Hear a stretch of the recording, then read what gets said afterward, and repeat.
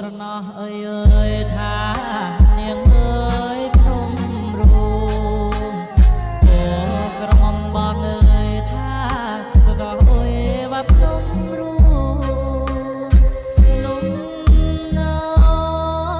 នាងអើយចាំគ្រូងណែបៀតណោស្ដើងអើយว่าគ្រូក្មេ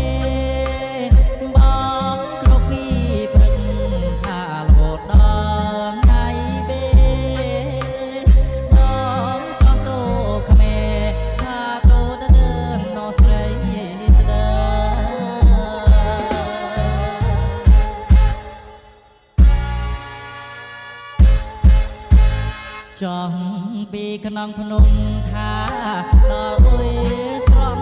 បោះអូពីខ្នងភ្នំថាដល់អុយណាស្រំបោះចាផ្ដាំមកនាងអើយថាខុសនាងអើយថាបងទៅចោស្រីពីដែលឃើញអានយ៉ៃប្រោះបងមិនចូលស្រីថានាងជឿว่าព្រៀង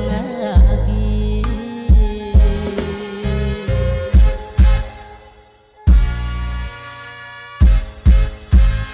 ចាញ់ពីស្រុកបោះថាបងស៊ូរដើតាអូពីស្រុកបោះថាបងស៊ូរ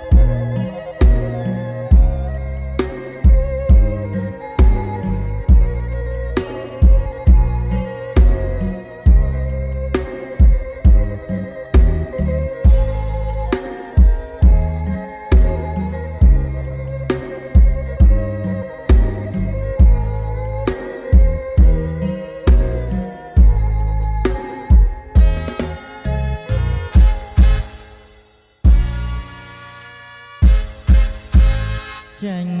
ពីស្រកបងថាបងស៊ូ